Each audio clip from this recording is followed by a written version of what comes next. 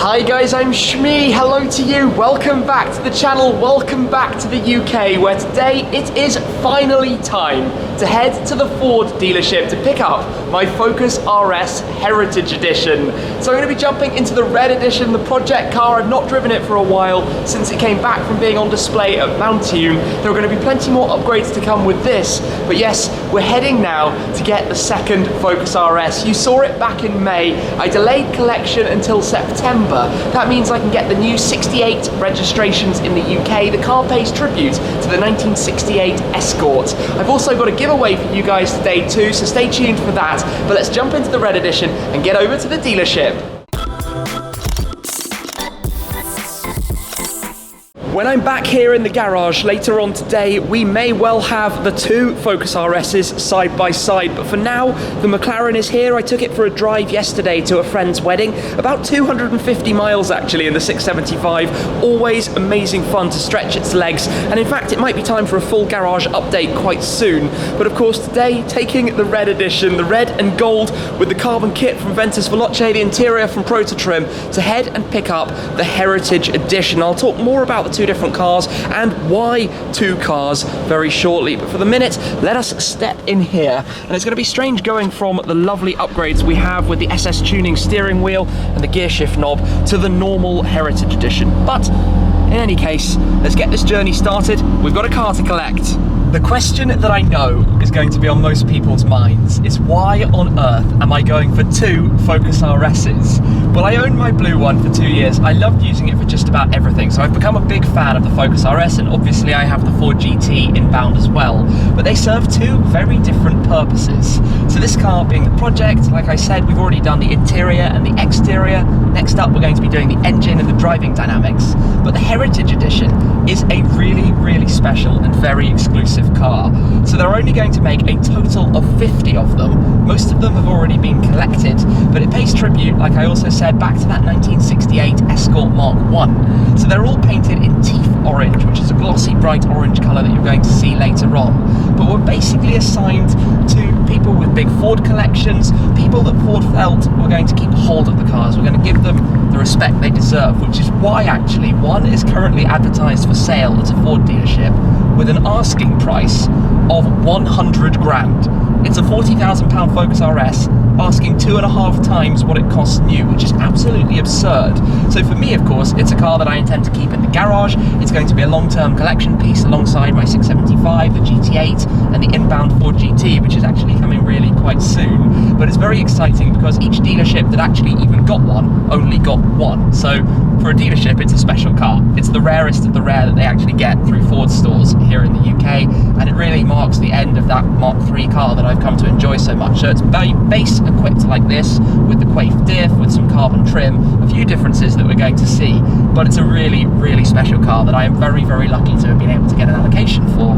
So I am very excited today to get there and finally pick it up. It's been a long wait actually, almost 9 or 10 months now, but just about an hour to the dealership and then it's Heritage time. Here we are then, back at the Ford store. So Essex Ford just here from the Essex Auto Group, who looked after me very, very well with the collection of this car. Now technically when I was last here was for the double collection day of this car and the Heritage, but like I said, I didn't take it away. So if we come around, it should be lurking somewhere. I can see it just there in the handover bays. So let's come around and park the two cars together. The new Heritage Focus RS. Doesn't that look cool? We'll have a look under the engine bay to check out some of the Mountune parts that have been installed. But that is super rare. The latest Shmeemobile in its Tief Orange. So let's get this parked up. All right then, paperwork done, filled in. The car is officially mine. So let's take a look at the new Heritage Edition Focus RS. Obviously, there are many differences to the completely stock standard car versus the heavily modified red, but this is actually quite different to an original Focus RS in many ways. The additions added the Quaife front limited slip diff, they added a few carbon fiber components. On the exterior, you have some contrast touches, so in this case, the satin black door mirrors and the rear spoiler. The Heritage then comes very highly equipped, so by default it has the 19-inch forged wheels. It It comes with the sunroof, it has things like active city stop. The interior, of course, though, is all very standard, but most importantly, it has the Mountune FPM 375 package. So the Ford Performance by Mountune upgrade from 350 horsepower to 375, which comes with a couple of very specific modifications under the bonnet. So let's just come round, open this up so I can show you what has been changed inside the engine bay of this car. So in here, the catch is just on this side, there we go. We have the specific new intake, which is now finished in orange. On the regular Focus, like on my previous car, this was blue, but that's been changed. The stock parts are actually tucked away in the boot, but it's the 2.3 litre ecoBeast engine that I'm very familiar with and enjoy an awful lot. Very fun to drive with the 6-speed manual that car is going to have jazzed up in the very, very near future. So talking of the boot, let's come back here because I have something to show you as well. So we just put the number plates on. They weren't on as we arrived because I wanted to do it myself with my traditional quote, if you think you can do a thing or you think you can't do a thing, you are right, from Henry Ford. So as usual, the Shmee plate, 68, to pay tribute to the 1968 Escort. So in here, we have a number of things. Firstly, we have the Mountune package. So if I just open this up, those are all the stock parts that came in the car that obviously have been taken off to install the upgrade, so we don't need those. And then this is the giveaway. So we've teamed up with Richbrook, who hold the license to make Ford merchandise, and you can find lots of these things in the Shmee 150 store. And we're going to be doing a giveaway to one of you guys who has signed up to the mailing list to receive this package. So you'll get the exclusive Ford Blue Oval bag, and inside a number of goodies like a cap, we've got a t-shirt, we've got a flask, we've got a key ring, and this will be coming to one of you. So get signed up to the mailing list and you'll also find out about the latest offers and things that are coming to the Shmee 150 store. So continuing around to come check out the interior. Inside here, you will see the standard regular Focus RS, which is a bit strange when you've seen my modified one. I have my own little mascot that I picked up on my recent trip to the US, an orange ladybird. Had to be done.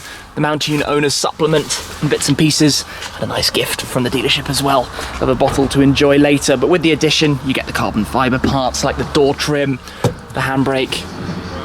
But yeah, all looking very, very nice. Excited. Mine is number 16. You can see in here just to see the interior. Yeah, really quite different. This is the car that I'm going to change. This one is going to stay completely stock. The thing to show you next has to be the keys. So the keys for the two cars that come from Paint Mods have the matching covers in Tief Orange and Race Red, the two colours of the cars. Now I'll know which is which obviously is quite important. So big shout out to them, appreciate it a lot. But this is quite exciting. We're going to be going now for the first drive, taking the two cars together back home. I will, of course, be driving the Heritage. So let's get things ready, jump in, and I think get on the move. Here we are then, back in the Heritage RS. Now, it is super strange that I technically bought this car 4 months ago, but I'm only here picking it up now, and that is all to do with number plates.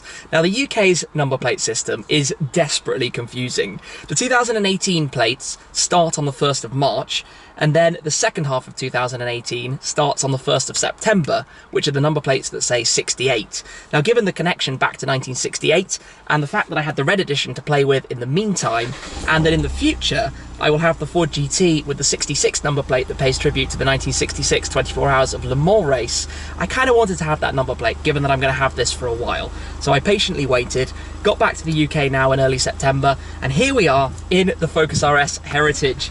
So let's get it started up, both cars with stock exhaust at the moment. But this will be the first drive. The sun's just come out for us, which is lovely. I'm going to head, it's about 40 miles or so back to London, but I have to remember, this is a car that is brand new fresh engine, means running in again for about 1,000 miles.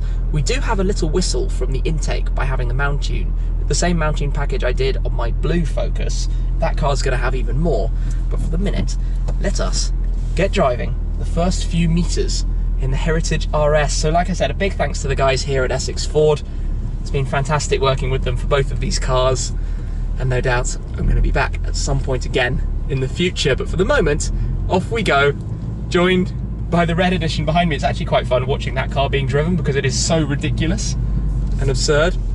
But for the minute, we shall go this way and head on back towards London.